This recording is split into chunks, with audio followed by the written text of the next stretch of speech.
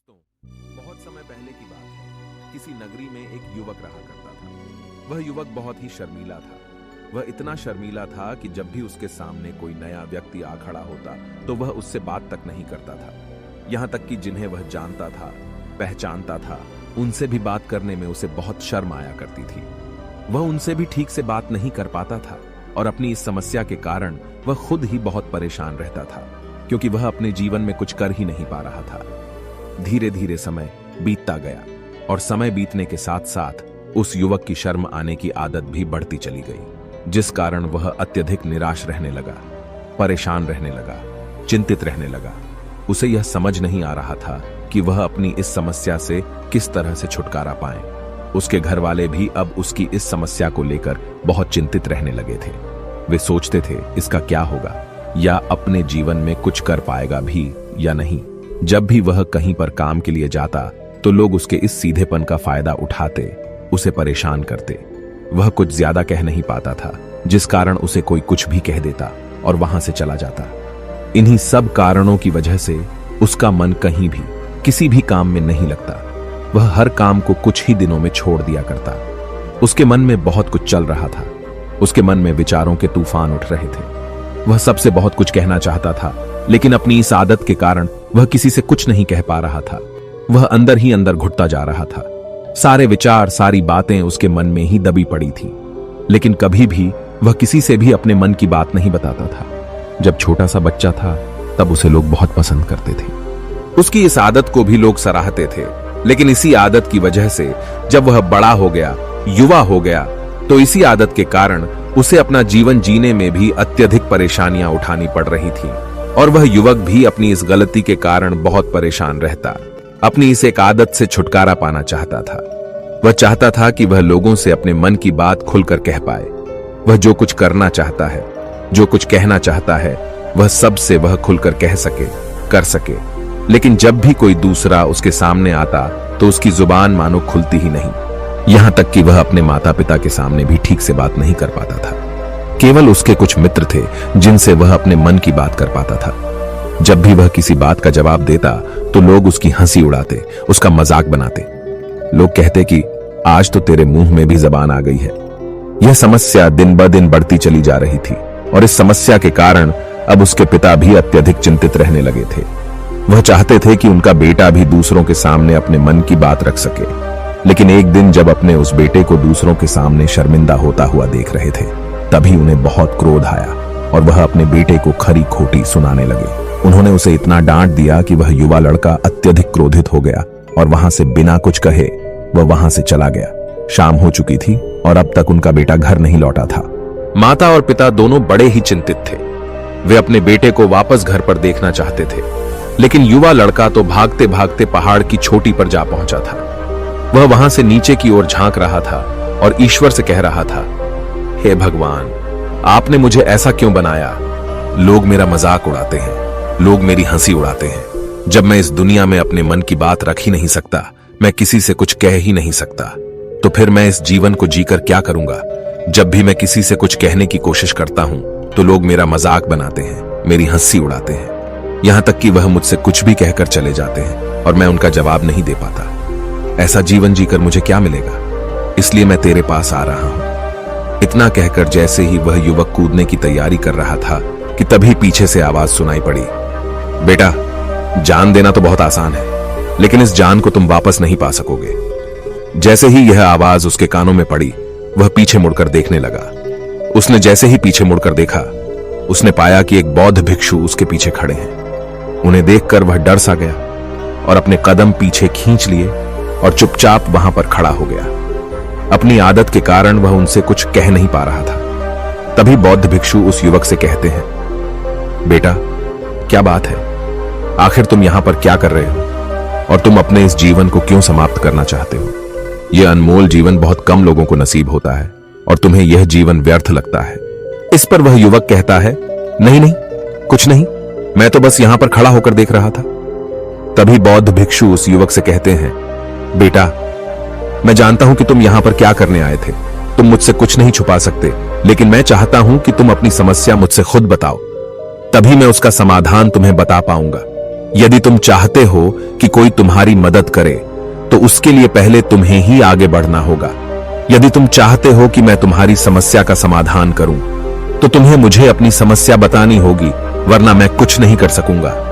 उन बौद्ध भिक्षुओं की यह बात सुनकर वह युवक कहता है, नहीं नहीं, मैं ठीक हूं, मैं सच कह रहा हूं। उस युवक की यह बात सुनकर बौद्ध भिक्षु उस युवक से कहते हैं, ठीक है बेटा, यदि तुम नहीं चाहते कि मैं तुम्हारी मदद करूं तो कोई बात नहीं, मैं तुम्हारी बात पर विश्वास कर लेता हूं।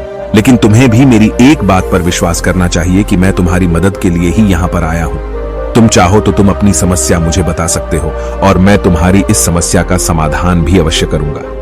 इसका जवाब देते हुए युवक उन बौद्ध भिक्षु से कहता है, नहीं नहीं, मैं ठीक हूं, आप जाइए। इस पर वह बौद्ध भिक्षु उस युवक से कहते हैं, ठीक है बेटा, यदि तुम चाहते हो कि मैं यहां से चला जाऊं तो मैं यहां से चला जाता हूं, लेकिन मेरी एक बात याद रखना, मेरे जाने के बाद मैं तुम्हारी कोई मदद नहीं कर पाऊंगा और हो सकता है कि तुम्हारी मदद के लिए कोई और आगे भी ना आए।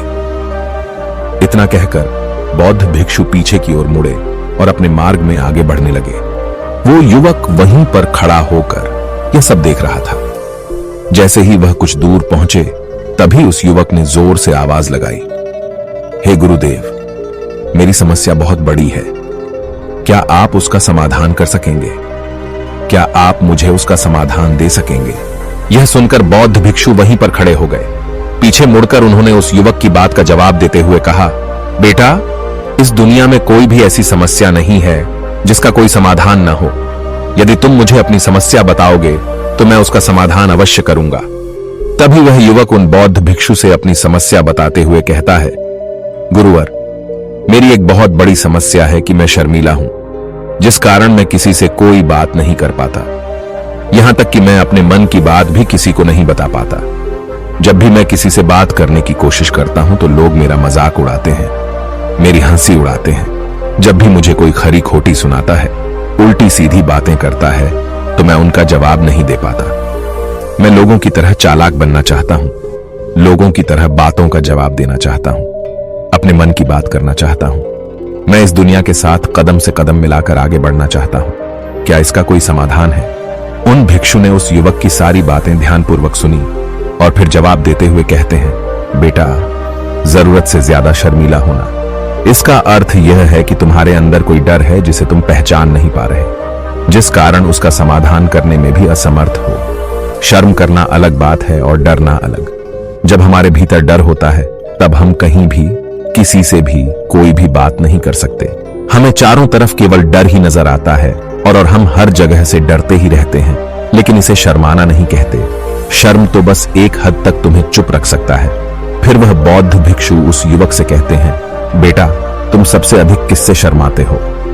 युवक इसका जवाब देते हुए कहता है, गुरुवर, मुझे अपने पिता से बात करने में बहुत शर्म आती है, मैं उनके सामने कुछ बोल ही नहीं पाता।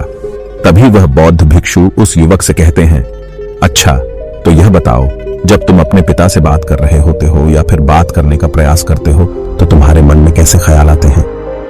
युवक इसका जवाब देते हुए कहता है, गुरुवर, जब भी मैं अपने पिता से बात करने का प्रयास करता हूं तो मुझे ऐसा लगता है कि मानो मेरे पिता अभी मुझे डांट देंगे, मुझ पर क्रोध करेंगे, मुझसे या नाराज हो जाएंगे, और कहीं ना कहीं मुझे यह भी लगता है कि मैं कुछ गलत बात ही करूंगा।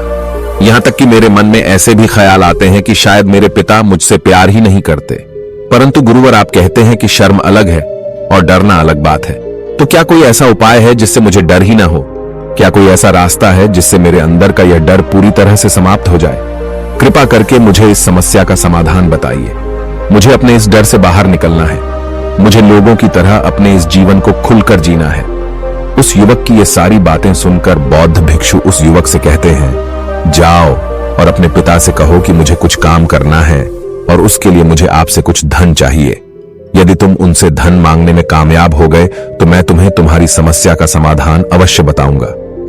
वह युवक काफी घबरा गया। उसने उन गुरुवर से कहा, हे गुरुवर, मुझे यह कार्य न दीजिए, मैं उनसे कुछ नहीं कह पाता। उनके सामने तो मेरी बोलती तक बंद हो जाती है, मैं उनसे धन भला कैसे मांगूंगा? यह बात सुनकर बौद्ध भिक्षु उस युवक से कहते हैं, तब तो तुम्हारी समस्या का कोई भी समाधान नहीं है और न ही तुम कभी भी अपने जीवन को खुलकर जी पाओगे। यह बात सुनकर युवक उन भिक्षुओं से कहता है, गुरुवर, ऐसा न कहें। कृपा करके मुझे कोई और कार्य बताइए। कोई ऐसा कार्य जिससे मेरे अंदर का डर पूरी तरह से समाप्त हो जाए। कोई ऐसा समाधान बताइए। इसका जवाब देते हुए वह बौद्ध भिक्षु उस युवक से कहते हैं, बेटा, यदि तुम्हें अपने अंदर के डर को समाप्त करना है तो पहले तुम्हें मेरा यह कार्य करना होगा जो मैंने तुम्हें कहा है। वह युवक घबराकर काफी देर सोच विचार करने के बाद पूर्ण गुरुवर से कहता है, ठीक है, यदि आप चाहते हैं कि मैं इस कार्य को करूं तो मैं इसे करने का पूरा प्रयास करूंगा। इतना कहकर वह युवक अपने घर लौट जाता है। उसे देखकर उसके माता पिता बहुत खुश हो जाते हैं और वह युवक अपने पिता से डरते डरते कहता है, पिताजी, मुझे आपसे कुछ बात कहनी है। इस पर उसके पिता कहते हैं, बोलो, क्या बात है? युवक आगे कहता है, पिताजी, मैं कुछ काम करना चाहता हूं और उसके लिए मुझे आपसे कुछ धन चाहिए। क्या आप मुझे कुछ धन दे सकते हैं? इतना सुनकर उस युवक के पिता ने उसकी ओर ध्यान से देखा।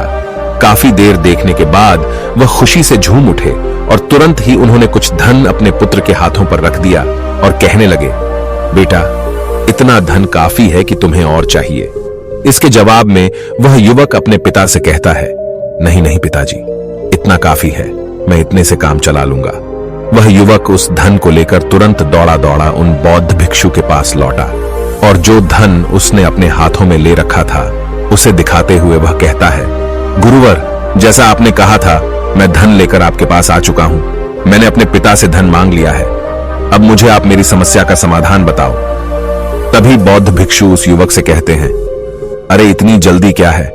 अभी तो तुम्हें मेरे लिए एक और काम करना है, तभी मैं तुम्हें तुम्हारी समस्या का समाधान अवश्य बताऊंगा। और यदि तुम मेरे लिए इस कार्य को नहीं पूरा कर सके तो मैं तुम्हें कभी भी तुम्हारी समस्या का समाधान नहीं बताने वाला। तभी वह युवक उन बौद्ध भिक्षुओं से कहता है, हे गुरुवर, अभी तो मैंने आपके लिए एक काम किया है, अभी आप मुझे एक और काम करने के लिए कह रहे हैं। तभी बौद्ध भिक्षु उस युवक से कहते हैं, हाँ, तुम्हें मेरे लिए एक और काम करना ही होगा। वह युवक एक बार फिर से काफी देर सोच विचार कर उन बौद्ध भिक्षु से कहता है, अच्छा ठीक है, बताइए अब मुझे क्या करना है?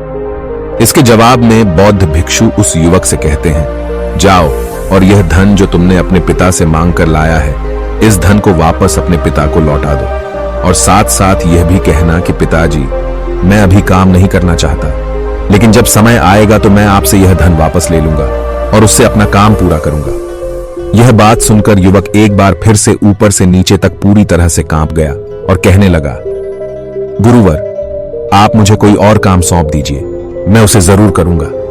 लेकिन अब यदि मैं धन लेकर उनके पास वापस गया तो वह क्या सोचेंगे मेरे बारे में? मैं तो शर्मिंदा हो जाऊंगा उनके सामने। इसलिए गुरुवर, कृपया करके मुझे कोई और काम दे दे। तभी बौद्ध भिक्षु उस युवक से कहते हैं, बेटा, जो काम मैंने तुम्हें सौंपा है, तुम्हें उसी कार्य को पूरा करना होगा, अन्यथा तुम्हारी समस्या का समाधान मैं तुम्हें नहीं बताने वाला। काफी देर सोच विचार करने के बाद वह उन बौद्ध भिक्षु से कहता है, ठीक है गुरुवर, मैं वापस जाता हूं और यह धन लौटाकर मैं अभी आता हूं। वह तुरंत दौड़ा दौड़ा अपने पिता के पास वापस लौटा। उसने अपने पिता से कहा, पिताजी, मैं यह धन अभी नहीं लेना चाहता, अभी यह धन आप मुझसे वापस ले लीजिए। जब मुझे कोई काम पड़ेगा तो मैं आपसे यह धन वापस ले लूंगा। उसके पिता ने उस युवक की तरफ घूर घूर कर काफी देर तक देखा और फिर मुस्कुराते हुए कहने लगे, बेटा, मैं समझता हूं कि किसी भी काम को शुरू करने से पहले हमें उसके बारे में जानकारी इकट्ठा करनी चाहिए। उसके बारे में समझना जरूरी है। कब, क्या, कैसे और कब तक करना है, इसके बारे में भी हमें जानकारी लेनी जरूरी है। कोई भी काम ऐसे ही नहीं शुरू किया जा सकता। उसमें हम सफल होंगे या फिर नहीं, इसका भी अनुमान हमें लगाना पड़ता है। और जब हम इन सभी के बारे में सही जानकारी प्राप्त कर लेते हैं, तभी हमें धन लगाना चाहिए। मुझे बहुत खुशी है कि तुमने यह सही निर्णय लिया है। जब तुम्हें यह समझ में आ जाए कि जो कार्य तुम करने जा रहे हो वह तुम्हारे लिए उचित है, तब तुम चाहो तो मैं तुम्हें यह धन वापस लौटा दूंगा। युवक अपने पिता से यह सारी बातें सुनकर मन ही मन बहुत प्रसन्न था। उसने यह तो उम्मीद तक नहीं की थी कि उसके पिता हंसकर उसे इस तरह से सारी बातें समझाएंगे। वह मन ही मन यह सोच ही रहा था कि तभी उसके पिताजी उसके और करीब आए और अपनी उस युवा बेटे को गले से लगा लिया। जैसे ही उसके पिता ने उस युवक को गले से लगाया, उसको बहुत अच्छा महसूस हुआ। उसका आत्मविश्वास, उसका हौसला और बढ़ता गया। उसके बाद युवक वापस पुण्य गुरुवर के पास लौटा और कहने लगा, गुरुवर, जैसा आपने कहा था मैंने बिल्कुल वैसा ही किया है। मैंने धन अपने पिता को वापस कर दिया है। अब तो कृपया करके मुझे मेरी समस्या का समाधान बता दीजिए। तभी बौद्ध भिक्षु उस युवक की तरफ देखकर मुस्कुराते हैं और इस युवक से कहते हैं, बेटा, इतनी जल्दी क्या है? अभी तो तुम्हें मेरे लिए एक और काम करना ही पड़ेगा। वह युवक कहता है, महाराज, आप आखिर मुझसे बार बार इस तरह से काम क्यों करवा रहे हैं? क्या आपके पास मेरी समस्या का कोई समाधान नहीं है? कहीं आप मुझे बेवकूफ तो नहीं बना रहे? जिस तरह से लोग मुझे बेवकूफ बनाते हैं, क्या आप भी मेरे साथ वही तो नहीं कर रहे? आपने कहा, जाओ अपने पिता से पैसे मांग कर लाओ। मैंने पैसे मांग कर लाए। आपने फिर कहा, जाओ ये पैसे अपने पिता को लौटा कर आओ। मैंने आपके कहे अनुसार बिल्कुल वैसा ही किया और अब आप कह रहे हैं कि मैं आपके लिए एक और काम करूं। नहीं, ये मुझसे नहीं होगा। तभी बौद्ध भिक्षु उस युवक की तरफ देखकर मुस्कुराते हैं और कहते हैं, बेटा, बस यह आखिरी काम है और यह बहुत सरल भी है। तुम जैसे ही इस कार्य को पूरा करोगे, मैं तुम्हें वचन देता हूं कि मैं तुम्हारी समस्या का समाधान तुम्हें अवश्य बताऊंगा। इस पर वह युवक फिर से एक बार सोच विचार करता है और उन बौद्ध भिक्षु से कहता है, ठीक है, लेकिन यह आखिरी काम जो मैं आपके लिए करूंगा, बताइए मुझे क्या करना है? तभी बौद्ध भिक्षु एक मूर्ति निकालकर उस युवक के हाथ में थमा देते हैं। वह मूर्ति दिखने में बहुत ही साधारण सी थी, लेकिन वह बौद्ध भिक्षु उस युवक से कहते हैं, बेटा, तुम्हें इसे बाजार में ले जाना है, इसे बेचना है और इसके बदले में तुम्हें 100 सोने के सिक्के लेकर आने हैं। जब तुम यह करने में सफल हो जाओगे, तभी मैं तुम्हें तुम्हारी समस्या का समाधान तुम्हें बता पाऊंगा। वह युवक उस मूर्ति को अपने हाथ में लेकर बड़े ही गौर से देखता है और उन बौद्ध भिक्षुओं से कहता है, हे गुरुवर, यह तो बड़ी ही साधारण सी मूर्ति लग रही है, मानो मिट्टी की बनाई गई हो। इसके लिए भला 100 सोने के सिक्के मुझे कौन देगा? कहीं आपका माथा फिर तो नहीं गया है? इसके 1 या 2 सोने के सिक्के मिल जाए वही बहुत है, लेकिन इसके लिए 100 सोने के सिक्के कोई नहीं देगा। तभी बौद्ध भिक्षु उस युवक से कहते हैं, बेटा, मैंने जो तुम्हें काम सौंपा है, यदि तुम उसे पूरा करोगे तभी तुम्हें तुम्हारी समस्या का समाधान मिल पाएगा, अन्यथा तुम चाहो तो अपने घर लौट सकते हो। फिर से वही अपने पुराने जीवन में, जहां लोग तुम्हारा मजाक बनाते हैं, लोग तुम्हें डराते हैं, सताते हैं। मैं तुम्हें यहां अपने डर को निकलने में तुम्हारी मदद कर रहा हूं। तुम मेरे यह काम करके अपने डर को धीरे धीरे भगा पाओगे। मेरे इस काम को पूरा कर दो, तुम्हें सब समझ आ जाएगा। वह युवक उन बौद्ध भिक्षुओं की बात सुनकर मन ही मन यह विचार करता है कि मुझे तो मेरी समस्या का समाधान किसी भी हालत में चाहिए, जिस कारण वह उस मूर्ति को उठाकर बाजार की ओर चल पड़ता है। बाजार पहुंचकर वह एक जगह चुपचाप उस मूर्ति को लेकर खड़ा हो जाता है और इंतजार करने लगता है कि कोई आएगा और उसे उस मूर्ति के बारे में पूछेगा और तब वह उस मूर्ति के लिए 100 सोने के सिक्के की मांग करेगा। देखते ही देखते काफी समय बीत गया, लेकिन अभी तक उसके पास कोई भी व्यक्ति नहीं आया था। उसने आसपास देखा तो लोग चिल्ला चिल्ला कर अपने सामानों को बेच रहे थे, जोर जोर से आवाज लगा रहे थे। उसने भी सोचा, यदि मुझे अपनी इस मूर्ति को बेचना है तो मुझे भी जोर जोर से आवाज लगानी होगी। उस युवक ने चिल्लाना शुरू किया, लेकिन वह इतनी जोर से नहीं चिल्ला पा रहा था। उसकी आवाज उसे खुद तक सुनाई नहीं पड़ रही थी, तो भला उसकी आवाज को दूसरे कैसे सुनते, जिस कारण उसे कोई भी व्यक्ति खरीदने के लिए तैयार नहीं था। धीरे धीरे शाम का समय हो चुका था और उस व्यक्ति को यह डर था कि कहीं वह बौद्ध भिक्षु वहां से कहीं चला न जाए, अन्यथा उसे उसकी समस्या का समाधान कौन देगा। यह सोचकर उसने जोर जोर से आवाज लगानी शुरू की कि 100 सोने के सिक्के में यह मूर्ति ले लो। उसकी आवाज सुनकर लोग उसके पास आने लगे और उससे यह सवाल करने लगे, इस मूर्ति में ऐसा क्या है जो तुम इसके लिए 100 सोने के सिक्कों मांग रहे हो? इसके अंदर ऐसा कुछ तो खास होगा ही। युवक काफी देर सोच विचार कर उस युवक से कहता है, नहीं नहीं, मुझे कुछ नहीं पता, मैं तो बस यह मूर्ति यहां पर बेचने आया हूं। तभी उसमें से एक युवक उस युवक से कहता है, अगर ऐसी बात है तो इस मूर्ति को कोई नहीं खरीदने वाला। आखिर इस मूर्ति में ऐसा क्या खास है जिसके लिए तुम सोने के सिक्के की मांग कर रहे हो? यह तो तुम्हें बताना ही पड़ेगा।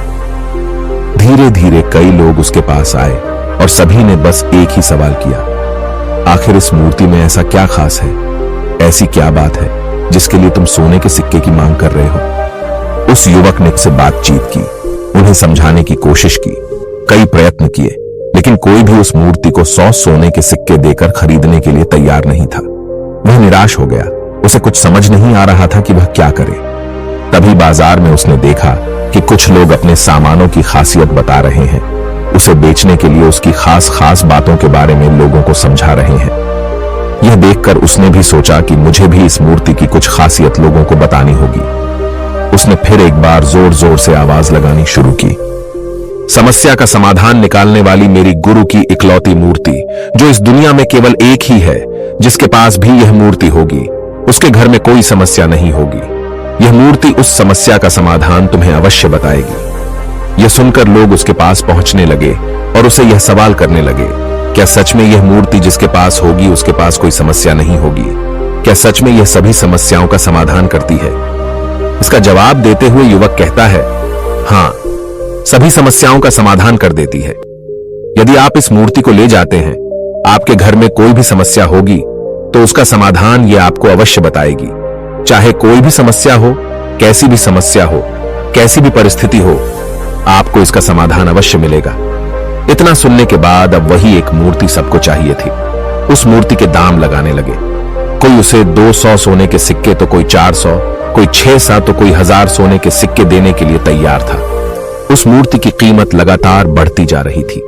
जैसे जैसे लोगों को पता चलता जा रहा था कि यह मूर्ति लोगों की समस्या का समाधान करती है, लोग उसे किसी भी कीमत पर खरीदने के लिए तैयार हो गए थे। अब वह युवक भी आत्मविश्वास के साथ और जोर से चिल्ला रहा था, लोगों को उस मूर्ति के बारे में समझा रहा था, बता रहा था। अब उसके मन में कोई डर नहीं था।